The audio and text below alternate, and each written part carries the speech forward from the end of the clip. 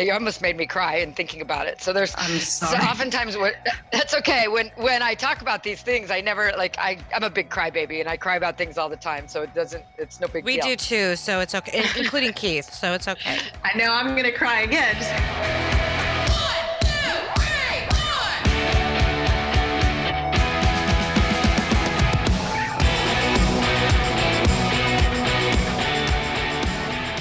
Hey, Warners, welcome to Women Your Mother Warned You About, The podcast that makes everything sexy again.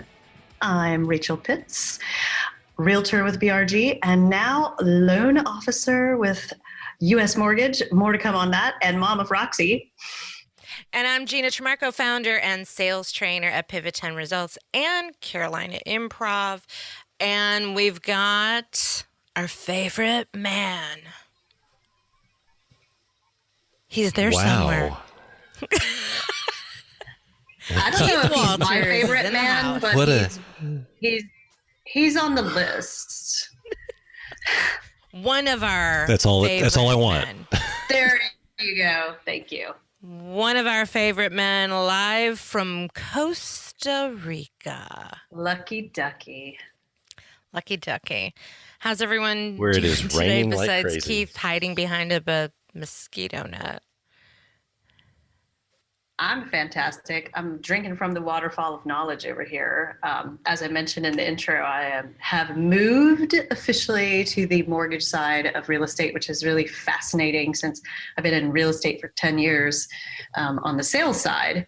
And, actually mortgage is also a sale. This is just a different kind of sales. So it's really fun and exciting to learn these new things. It's really interesting. And Congratulations. moments of overwhelm, but I kind of do that kind of thing to myself. Yes, you do. As do I. We both. So good at it. We both do that. But we've got a killer episode coming up. You guys will love this. It's unbelievably fascinating. I mean, some of us cried. Some of us did. I cried. Some of us were too happy because they're in Costa Rica to cry, which I get. And someone has a reason why he is not crying. Something with cacao. Chocolate makes everybody happier, so there you go. Keith, you have anything you want to add about what's new and exciting in your life? Nothing to add about what's new and exciting, but this is a terrific episode. This is something that kind of changed a total outlook for me on hiring. This really did get me thinking about hiring because I have a little bit of experience in recruiting. We didn't really get into that in the interview, but what's the phrase she used? Ban the box, which we'll hear about. So our guest today is Michelle Cirocco. We'll talk a little bit about her in a minute, but that ban the box, when you're looking at applications, I've had to look at that and see where they don't check the box about a criminal background. But I personally, as a recruiter, I still went through the process of interviewing someone because I guess maybe it was my mindset that I'm not going to make any judgment until I talk to the person. The only time I made a judgment is when they left the box empty, because we still would have to do a background check. So I would give them the opportunity. I'm like, is there something you want to tell me? Because it didn't mean they were going to not be qualified for the job. So we're going to get into that on this episode with Michelle Cirocco. She is Televerde's Chief Responsible Officer. She joined Televerde in 1999 and has held several leadership positions, including Chief Marketing Officer. Michelle is a strong customer champion with a tireless commitment to demand generation, excellence, and best practices. She earned her MBA from Arizona State University, where she also serves as an advisory board member for the Center for Services Leadership. She holds multiple certifications from Serious Decisions. Michelle's an avid TED fan and organized and hosted, I wish I would have asked her about this, TEDx Perryville Correctional. So I guess that's a TEDx in a prison?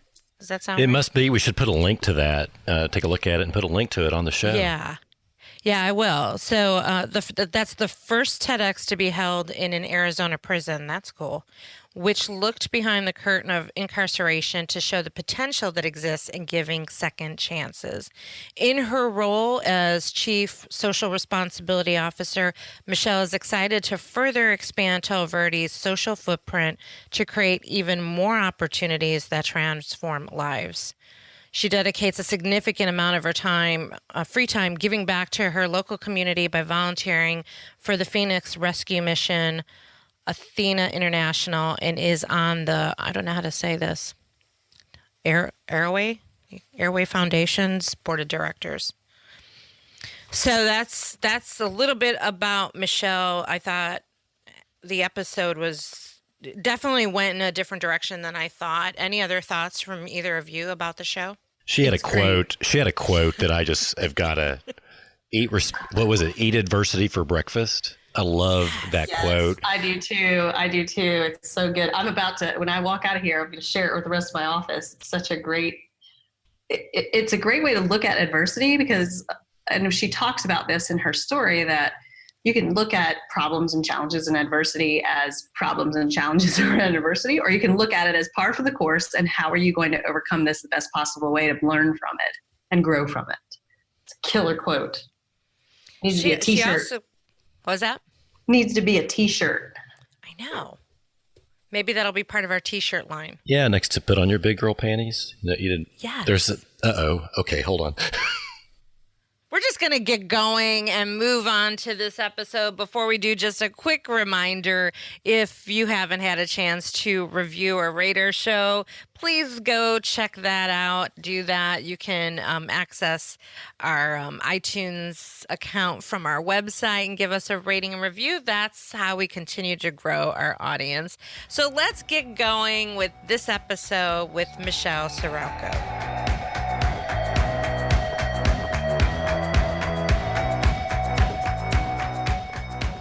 Well, today we have Michelle Cirocco on the show, and we're really excited to have her. Michelle, welcome. Glad to be here. And we were really, really lucky because Keith actually met you, Keith Walters, our the other leg in our threesome, and he met you at a Conscious Capitalism conference. Is that right, Keith? That's right. I met Michelle in Phoenix at the International Conscious Capitalism Conference about a month or so ago.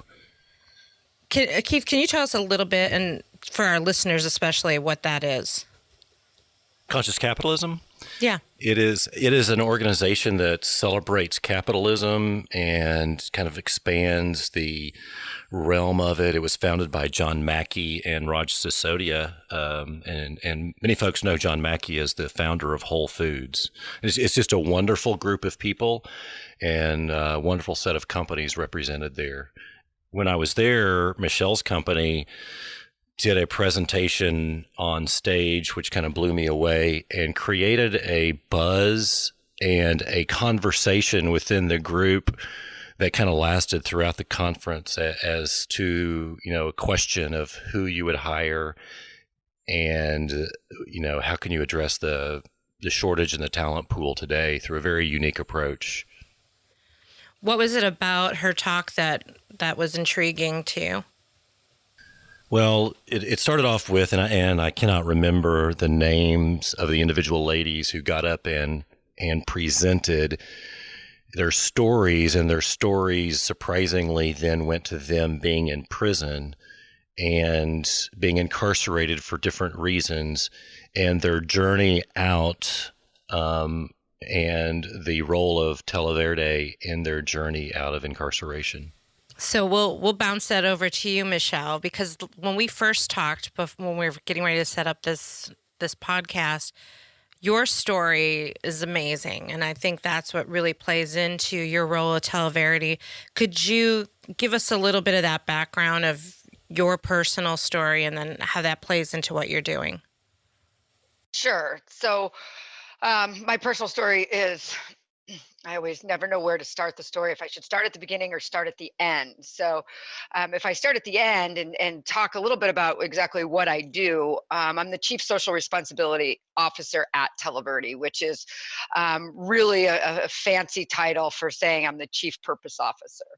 And Televerde is a company that was built in purpose. So almost 25 years ago, our co-founder and CEO founded the company based on the idea that providing women in prison with jobs, training, and education while they were incarcerated would enable him to build a successful business and enable the women to transition out of prison to successfully and build kind of a meaningful and rewarding career that enabled them to be financially independent and to take care of themselves.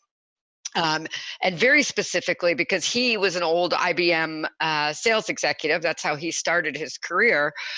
He believed that by teaching the women to sell, particularly technology, that he could give them a marketable skill that would enable them to be very, very successful in an industry that was growing and booming and less likely to be discriminatory against their felony conviction, their felony background. So my job and what I do today is really, I just go out and, like Keith was saying, I get on stage and I tell stories of purpose about the business and what we're doing and how it's impacting the world.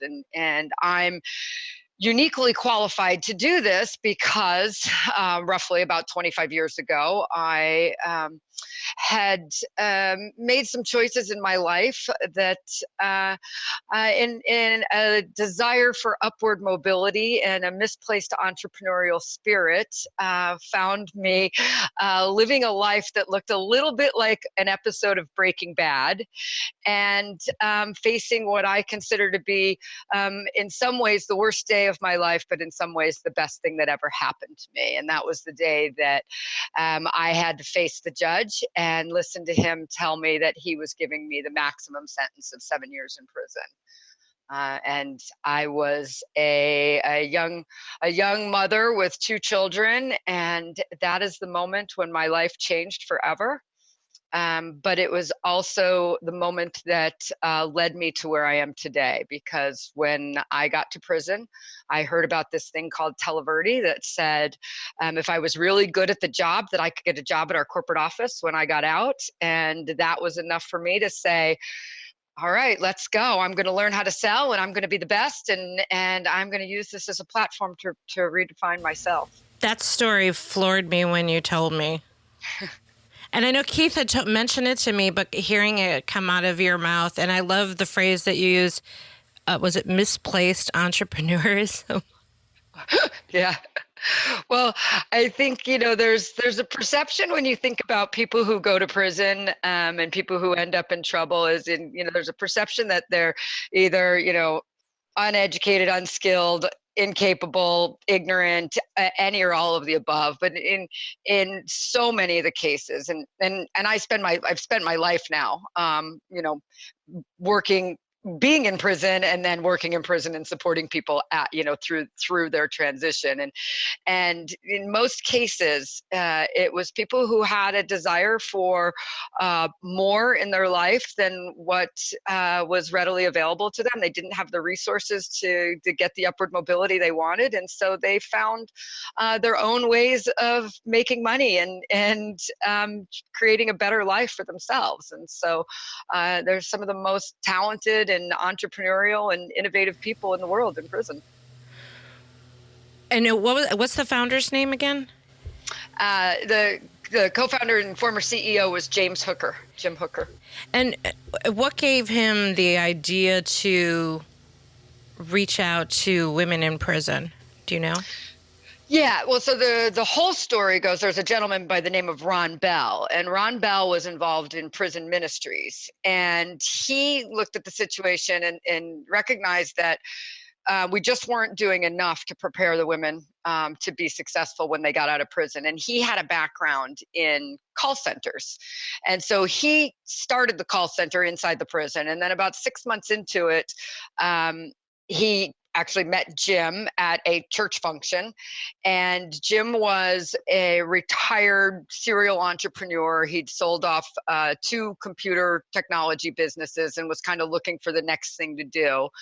And Ron and his partner were looking for funding to support what they were what they had started, because they didn't. And so Jim always tells the story is that when his first visit to the prison, what he found was there were 6 part-time callers, 1 part-time supervisor, 1 486 PC, and no paying customers. And he thought, wow, this looks like a great deal. And so really, because what he looked at was what he saw, knowing his background in technology and in sales, is there was a need, there was a demand in the market for really good qualified leads for salespeople. And he looked at the situation and said, if I can teach these people how to talk about technology and generate good qualified leads, then we can build a great business and give these women a great career.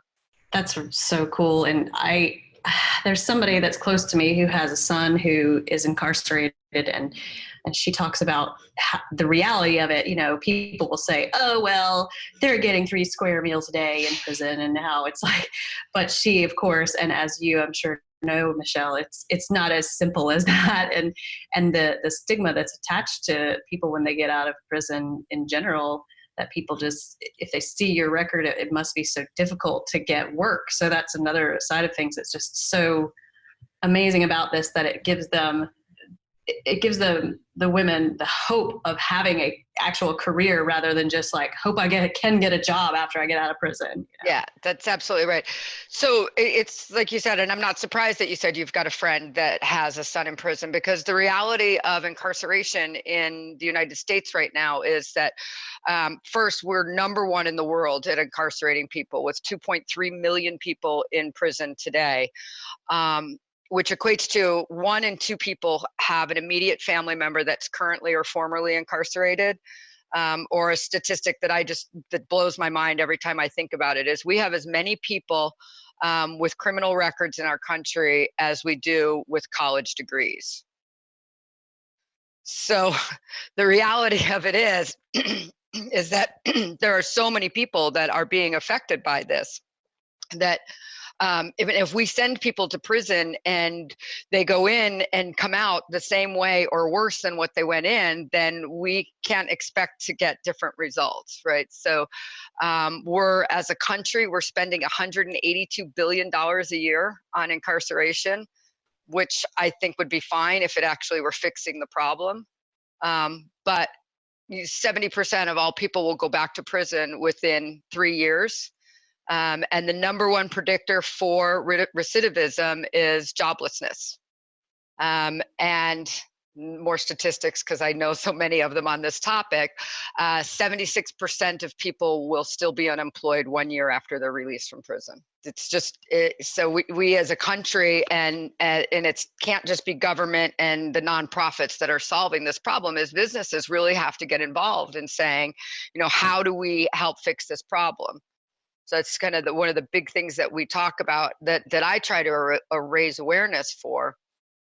Because the other piece of it is we have a growing skills gap in our country. I just read yesterday that this is the 15th month in a row that we've had more jobs available than we've had people looking for jobs. And there are something like 10,000 baby boomers retiring every day. And so that skills gap is just going to get bigger and bigger. And so business has to start getting creative about how we're going to start filling the positions in our companies. And I think that one is, looking at people who have a criminal record, because even in this market with such low unemployment, people with a criminal record have a 25% higher unemployment rate. So proactively looking to how we can engage and prepare that population to come into the workforce in the jobs that we need. It actually seems brilliant to train individuals who are incarcerated for skill sets like this, because it's literally you're sentenced to X amount of time and you don't have really anything to fill it unless you are reading or exercising classically, the vision of the we're all doing pull-ups, and or somebody constructively saying, hey, here's what we're going to teach you. And this friend of mine whose son, he just got his sentencing finally had been a couple of years before he received his sentencing, and he's got a 10-year sentence. And the upside to it is that when he is released, whenever that may actually be, he will have a college degree, basically. That's like, I guess in the federal prison that they have that set up, that he will be able to pursue his degree. So these individuals that out on the street maybe would be using their entrepreneurial skills. And you say that in a sort of jokingly way, but you know, these guys that are let's say selling drugs, because that's the typical stereotypical idea of selling drugs, of, you know, they gotta they gotta figure out their market. It's all sales as well. So there's entrepreneurism in there. Well, you know, it's funny because I'm the product of a father who had been incarcerated for some point. I don't think we've ever talked about this, Rachel, but like I think all my uncles were incarcerated at some point. It's just what Italians did in the Depression in Chicago. And ultimately, he's the man who trained me to be an entrepreneur, because he was very savvy and very smart, because he had to do what he had to do to take care of his family. Now, I'm not doing anything illegal, just so we're all clear.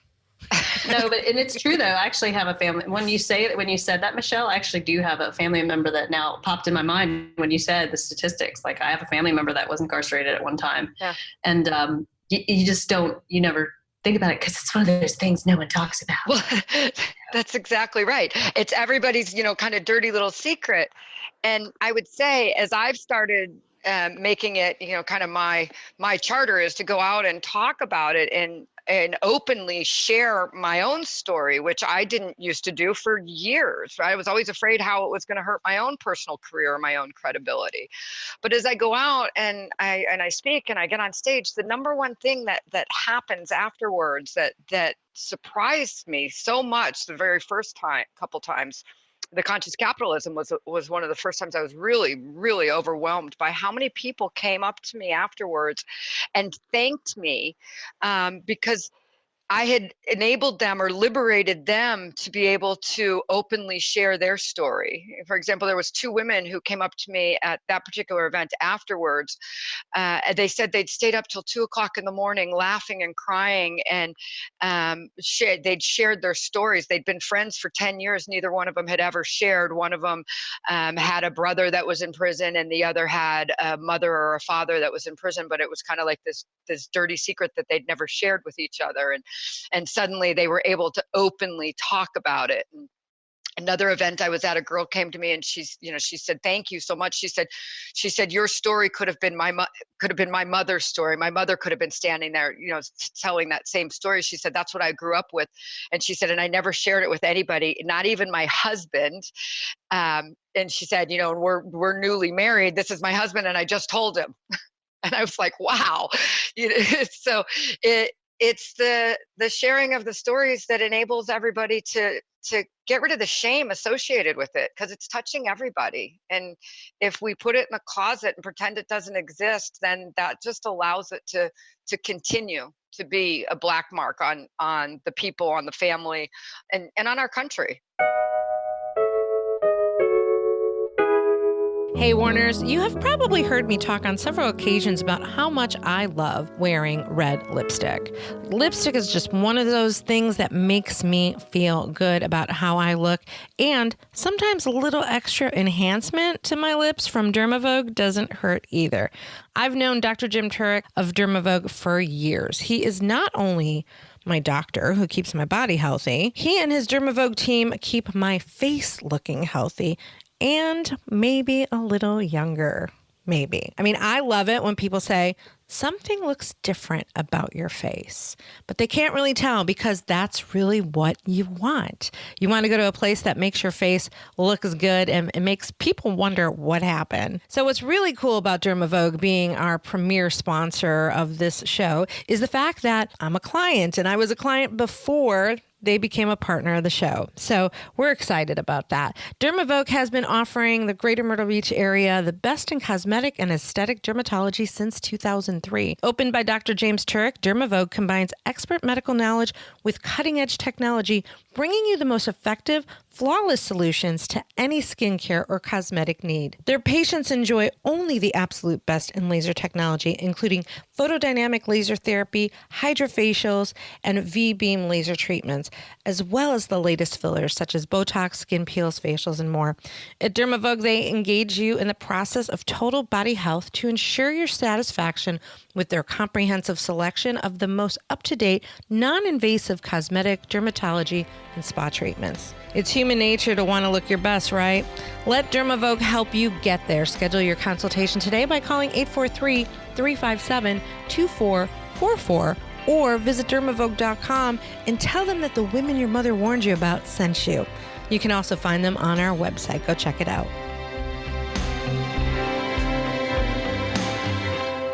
Michelle, I was wondering why the focus on female prisoners, women prisoners. This is women your mother warned you about. My mother certainly warned me about.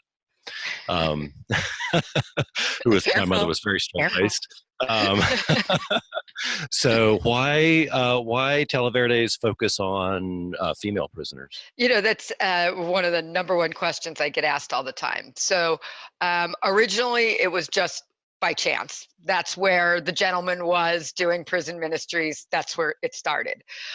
Then over the years, because today we have 400 women in prison working for us. We have 5 of our 9 contact centers are located in women's prisons. So over the years, as we were expanding as a company and the growth was organic and dynamic because it was, just as businesses grow. So we kept expanding each call center inside of the facility where we were at. And that when you're doing stuff like this, being able to knowledge transfer, knowledge share, the peer group, it was just easier for us to grow and expand within the environment that we were at. Then we started to recognize the fundamental nature of women and the way that the women were nurturing and encouraging and paying it forward to help each other to be successful. So in the call centers themselves, not only were the women supporting each other, rather than competing with each other, I'm going to be successful and you're not, they were literally supporting each other to be successful because it represented an opportunity for each person to be successful. But it was more than that. They were actually out on the yard recruiting each other to come work for us and doing what they needed to do to teach and help the women be prepared to be able to come and work for us so that they could have the opportunity. So that's why that's kind of what kept it moving along the way. And then now from where we are today, when we sit back and we look at it and we think, okay, how do we want to expand? Where do we want to expand? I'm not opposed to supporting men in any fashion, but of the 2.3 million people that are currently incarcerated, only 10% of them are women. And so as a result of that, they're kind of a forgotten population in the prison system. They have less access to programs. The programs that they have tend to be very male oriented because everything was designed for the men. So like, for example, the state of Texas, who's done wonderful things in the area of criminal justice reform, they have 29 different programs available for the men, including getting their MBAs while they're in prison. They have 2 for the women. The women can learn to be administrative assistants, or they can do culinary classes. So they can type and they can cook. So I can't even. You can't stand it, can you? Right. So, and then on top of that, 4 out of 5 women in prison are mothers. No, I can't do either of those very well. And I'm not going to go to prison to learn. Yeah. So the other things is 4 out of 5 women in prison are mothers. 66% of those children are under the age of 18. And the biggest difference between the men and the women is the men, nobody's expecting baby daddy to come home and collect the kids. But they are expecting mom to come home and get those kids. And so we know that if we can really empower the women to be able to take care of themselves, take care of their families, that we can break the generational cycle of crime and incarceration. And then the kids will be less likely, they'll be more likely to graduate from high school. We've watched the women of Televerde put their children in my office today. Her son was just valedictorian at his high school. And so then the children are less likely to go to prison. And that's the impact that's going to have a bigger impact on our community than anything else. Michelle, do you think there's a higher percentage of kids that will eventually go to prison because their mom or their dad? I don't know if you found a stat that I don't know. It's probably, it's more along the lines of what happens after prison, I think, is what's going to be the biggest predictor to it. Is how do the parents recover and behave after they get out of prison? And I would venture to say during, because when you were telling your story, I actually, it brought tears to my eyes when you mentioned your children.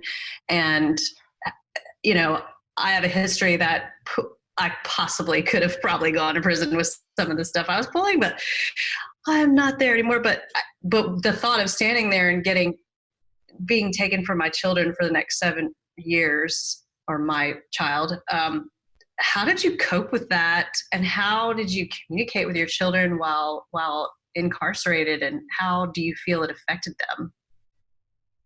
You almost made me cry in thinking about it. So I'm sorry. so oftentimes that's okay. When I talk about these things, I never I'm a big crybaby and I cry about things all the time. So it's no big deal. We do too. So it's okay, including Keith. So it's okay. I know I'm going to cry again. So so there's a lot of things that kind of are important to the backstory of all of this with my children.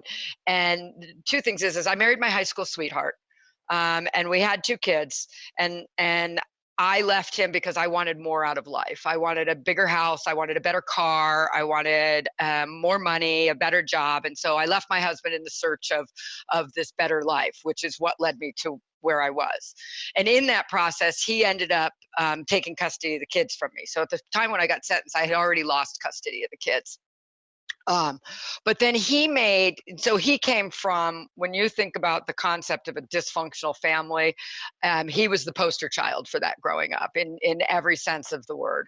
But he made some key decisions when I got sentenced, and that was that he was going to change his own life so that nothing could ever happen to get the kids taken away from him. And then when I got sentenced, he decided that he'd grown up without a father.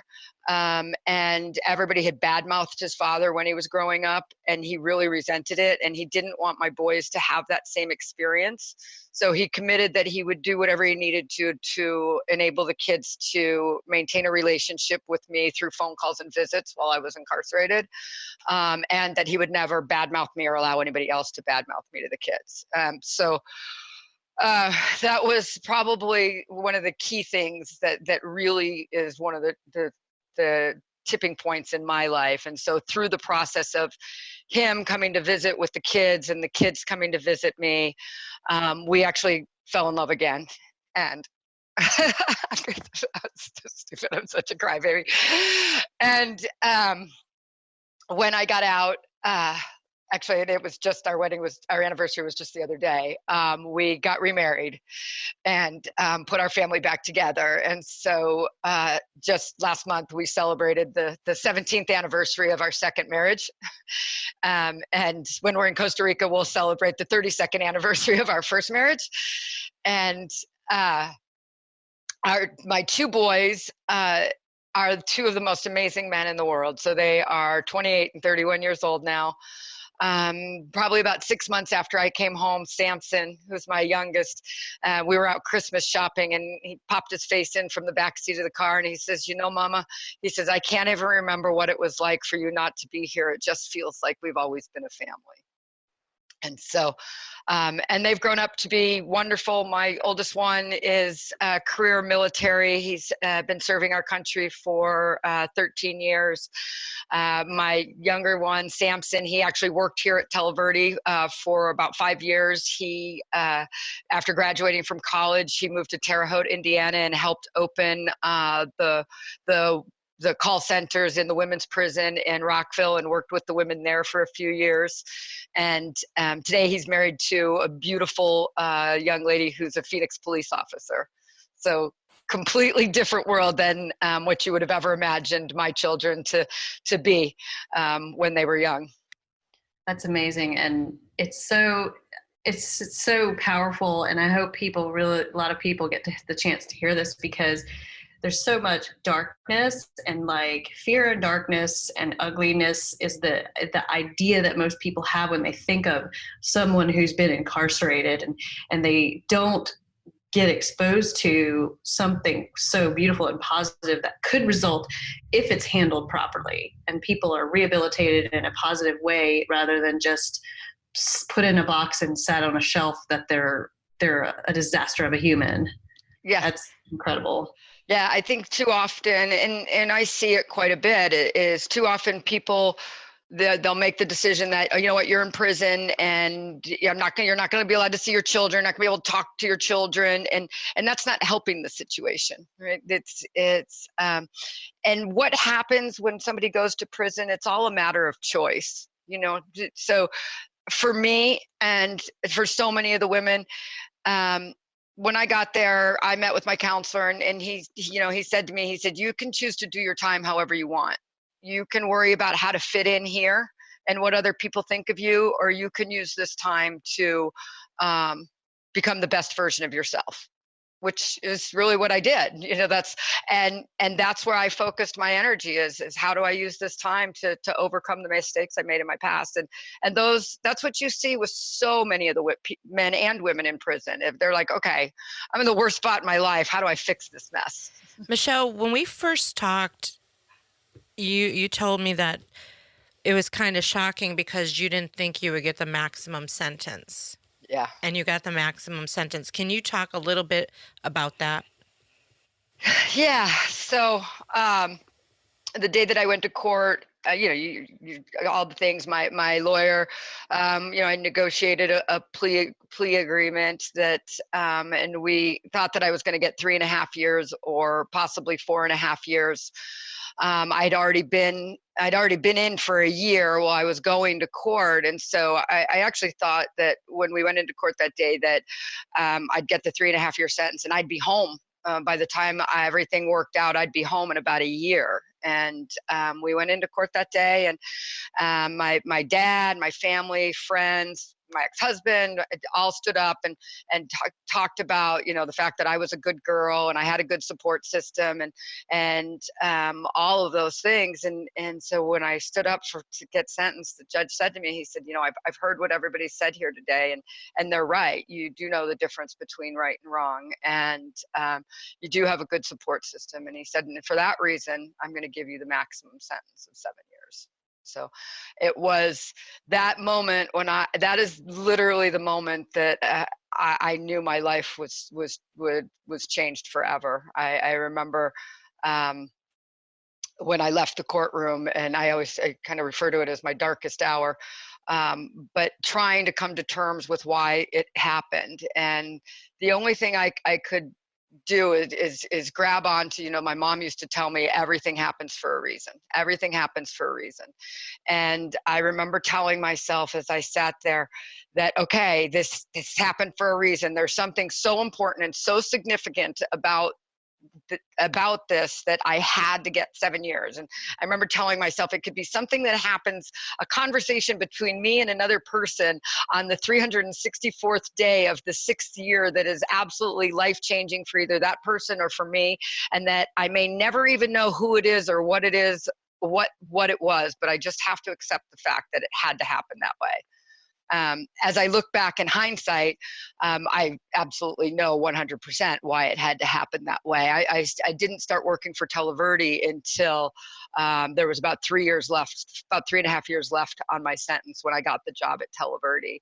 And it's through that. Had I gotten a 3.5 year sentence or a 4 year sentence, I never would have had the opportunity to work at Televerde, and I wouldn't be sitting here having this conversation with you today, and I wouldn't have the opportunity to touch all the lives that I have, both the women in prison and sharing the stories with the community and the world at large, to help open the minds and win the hearts of others. That's so huge, that what you said about everything happens for a reason, because and no matter what happens to anyone in life, and so many people, as you said, are incarcerated, and unfortunately so many people choose to be angry and blame everybody else and slide down the slippery dark slope, for lack of a better analogy. But you can choose to redirect your life. I mean, that's like Nelson Mandela did the same thing for years and years. Like, he chose to not blame the people that persecuted him and went on for better things. And that goes for all areas of life. And there's so many people that have such less important things that happen in their lives that it's so dramatic, and they just make such drama about these horrible things that befall them, instead of going, okay, there's a reason for this. What can I learn? How can I grow? How can I use this to better myself? And you're a shining example for many about how you can do that. Obviously, it's great. Well, and I think, like Keith said as well, everything happens for a reason, but it's also our responsibility to own our outcomes, right? And I own what happens next in my life, and I can choose to be a victim, and allow the world to happen to me, or I can choose to make my own path and make the decisions about where I'm going and what I'm doing and how I handle things. So, and everybody has that, regardless of whether you're in prison or you're in a bad marriage or you hate your job or any of those things. The outcome is yours to drive, and you can't blame anybody else for it.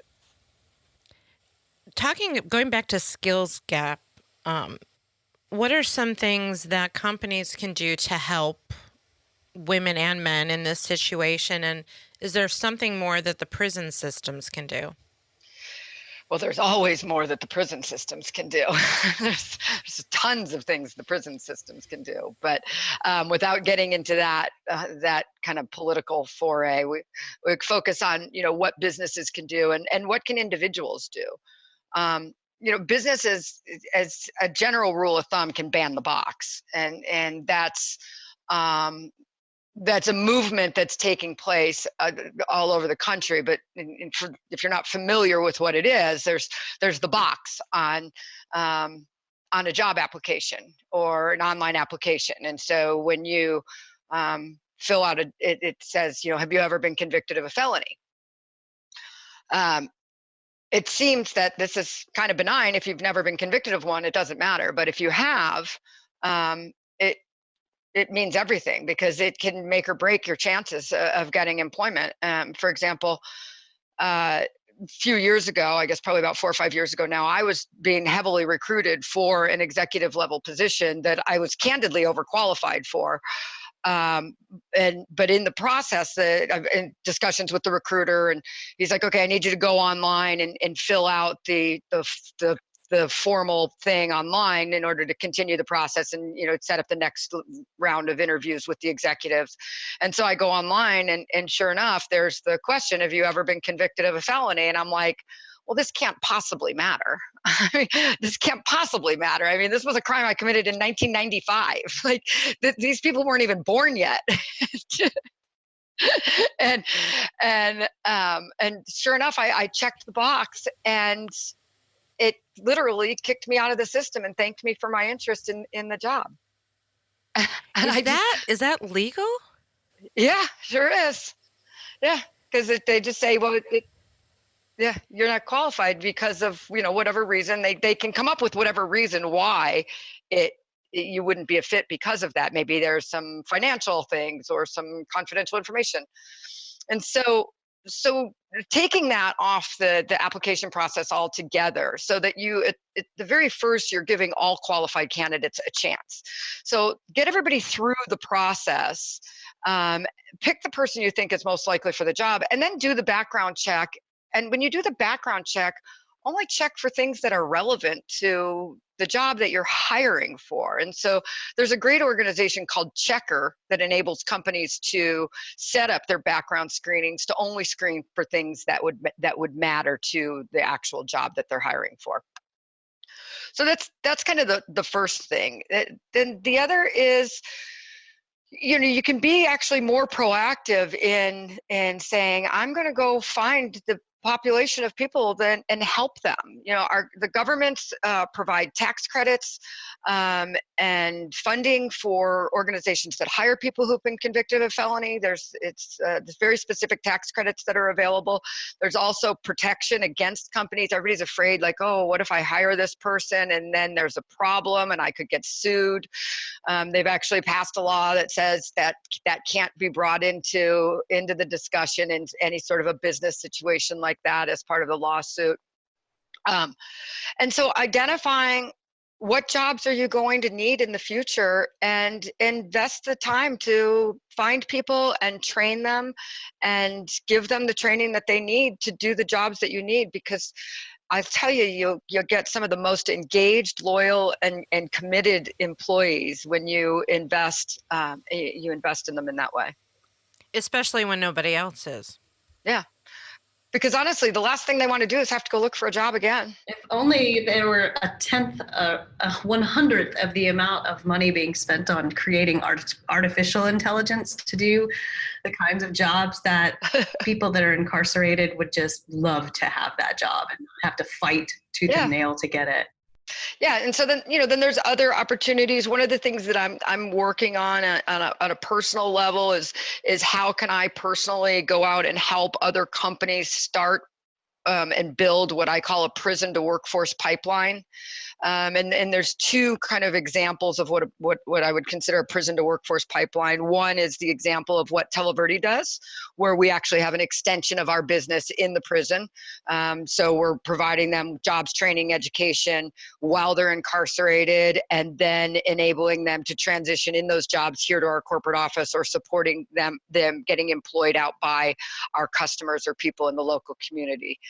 And then the other is, there's an organization called The Last Mile who's doing a very good job of this, where it's setting up training programs inside the prison specific for job skills that you're going to need as an organization. The Last Mile is teaching computer coding. And so they're in about, I think, 5 different states right now, where they go in and they actually teach the coding and get people certified, and then help with the job placements to go be computer programmers, which they're all making more money than anybody else right now. And they're having great success with 0% recidivism for the folks that have gone through that program. So thinking, it's about changing the way you think about things. And so where can I go find talent and teach them to do the jobs that I need in the future? Yeah, it definitely is a change to what you're thinking about. My former company, we had the box. If somebody checked the box, we never saw the resume. In traditional business, there's a lot of liability concerns, and there's, the concerns of other employees, sensitivities and so forth. So when you're talking with, companies, CEOs and so forth, how do you make that argument around the liability argument and around how the other employees accept, once the folks may be out of incarceration and in the work environment? Well, there's so to the liability standpoint, there's actually laws. There's laws in place that are designed to protect the businesses from lawsuits that are associated with hiring this population. So that's that one. It's really just about talking about that and understanding what is the concerns, and addressing them head on, and saying, okay, well, you can't be. This isn't something that becomes a liability of the company. As far as the other employees, there's a couple, there's a couple glib ways of handling it, but everybody who's ever, all the people who've ever gone in and shot up the workplace because they were a disgruntled employee, none of them were formerly incarcerated. So there's kind of one thing there. And then when you think about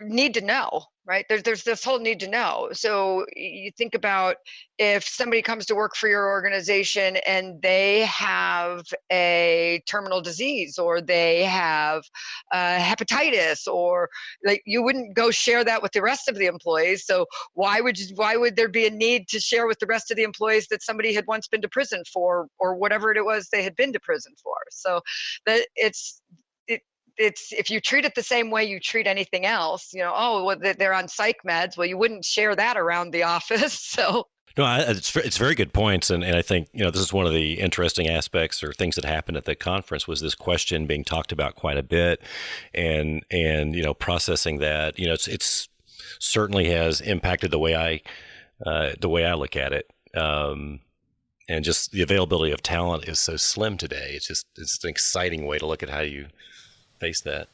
What more can we do as individuals, just the individual citizen? I think from an individual citizen standpoint, for me, as I've kind of expanded into this new version of my role, because I used to be the chief marketing officer, and so I just talked about marketing and business and all of that. And when I moved into this space and I started learning about the facts about incarceration and employment and the women and all of the different issues, it opened my mind. And as much as I'd been around this for 20 years, it opened my mind in a way that I just didn't realize the situation. And so now that I know, I can't unknow what I know. And so it just makes me talk about it more. And the more that I talk about it, the more minds that open and win the hearts. I think that's what the average citizen really needs to think about is okay, do I know what's going on in my own community? Am I talking about it? Can I help promote open dialogue about this topic? Can I influence in my own workplace and in my own community to help erase the stigma associated with this? So, Michelle, one question I have is more of a business-related question. What lesson did you learn in prison that has served you so well in business since then? So a lesson maybe that other women or folks don't have to go to prison to learn because you can relate it to us. You know what? I think there's kind of three things that I think about from kind of a business standpoint, and number one is I would say you have to attract a coach, and by that I mean everybody wants to have a mentor, but you have to actually attract the coach, right? You can't just walk up and say, hey, excuse me, will you be my mentor? I mean, you can, but there's got to be a synergy in that relationship and an accountability in that relationship. And once you do that, you got to take the feedback from the coach, even when you don't always agree with it, and apply it and learn it and work through it. And that's what makes for a really good coaching relationship. For me, my coach was our former CEO, Jim Hooker. He was my best friend, my coach, my mentor, a lot of things for a lot of years. And he held me accountable, and he drove me hard, and he was always honest with me. And I didn't always agree with him, but I took the feedback and I learned from it. Right? The other thing that I always think about is that you got to, I like to say, eat adversity for breakfast. Every day, every week, every month, every year, there's challenges and there's changes in business. And my career has been a progression. So I started on the phones. I was a sales rep. I ran sales, ran operations, ran marketing for a while, moved here. I didn't always like what I was doing or the challenges that were in front of me. Some of them, they were hard. They were bigger than I ever felt I was capable for, more often than not. And you know what? It's every day, work hard, learn, and overcome the challenges that are in front of you. I mean, that's what it takes. You've got, and ask for help along the way. So that's kind of the three components: is work hard, learn, and ask for help and support. Ask the questions along the way in order to be successful. And then the last one is you have to become a coach. So once you get to that point in your life, you have to turn around and pay it forward, and you have to put a hand out to the men and the women that are coming up behind you, and offer your support and your wisdom and knowledge where you can. That's killer, and it goes along with, if you look at any type of recovery program for drugs, alcohol, what have you, there's always an aspect of being a sponsor, which is becoming a coach for somebody else so that you can continue to pay it forward. Everybody needs a good coach, and everybody should be a good coach for sure. But I love that, attract a coach. That's the first time I've ever heard anybody say that. Everyone will say, get a coach, but nobody reminds you that you must become the type of person that a coach wants to work with. Yeah. And then and you have to maintain that relationship. It's not just a given. There's this constant back and forth. It's almost like you think about friendships over the years. They wane if you don't feed them and nurture them. And it's the same thing with your mentoring relationships. Is you have to maintain the relationship. It's give and take. What would be the best advice that someone gave you, aside from what you just mentioned? That's the advice you'd give others, but what was there any great advice that someone specifically gave you? A gal who was my roommate while I was doing time, I decided that I was going to get my college degree, and I was taking correspondence classes. And literally I was taking algebra and human biology with nothing more than a textbook and a pad of paper and a syllabus. And in doing my algebra, I reached this point of just sheer frustration, and I was ready to quit. And she through the conversation, and she basically yelled at me and told me, you know what, anything that's worth having in your life isn't going to be easy, and you have to be able to just step up and overcome the challenge if you're going to be successful in achieving your goals. And she probably wasn't quite that succinct in her saying it, but it's advice that has stuck with me forever, is that, anything in my life that is worth having, that any goal that I set, if I'm serious about it, it's not going to be easy, and I've got to do the hard work necessary to achieve it. Amen. There may be some women, some people listening to this podcast who may be engaging in, and I can't remember what you called it, a certain type of entrepreneurship that's not legal at this point. And it hasn't come home to roost yet. Any advice or comments that you would give to those individuals that are listening? Wow. It's, take that same level of energy and time and commitment to the work that you're doing, and apply it to your own personal self-improvement and personal and professional development, and you can leave all of that stuff behind you. But as long as you're walking in the swamp, you're going to have wet shoes, and it's never going to lead anywhere good. Michelle, thank you so much for your time today. If people want to learn more about you or Televerde or getting involved with helping move this forward, what are the best ways to reach out or connect? You can connect with me on Twitter, which is @mcirocco. LinkedIn, I probably spend more time on LinkedIn than any of the other social media. That's where I do most of my posting and personal connections. So connect with me there. And then, of course, the Televerde website, just www.televerde.com. Well, it's time for us to wrap up this show. So we're going to wrap it up. We're going to thank Michelle one more time. And thank you to all of our Warners for listening today to this episode of Women Your Mother Warned You About. One last reminder to our listeners. Also on our website, you can find a link to iTunes where you can leave us a rating and review in case we have not mentioned that enough. And Warners, keep on keeping it sexy. And remember, for the best relationships, keep it real, raw, and relevant. And a little irreverence doesn't hurt either. Bye, Warners. Bye. Bye, Keith. Bye. Bye, Rachel. Bye, ladies.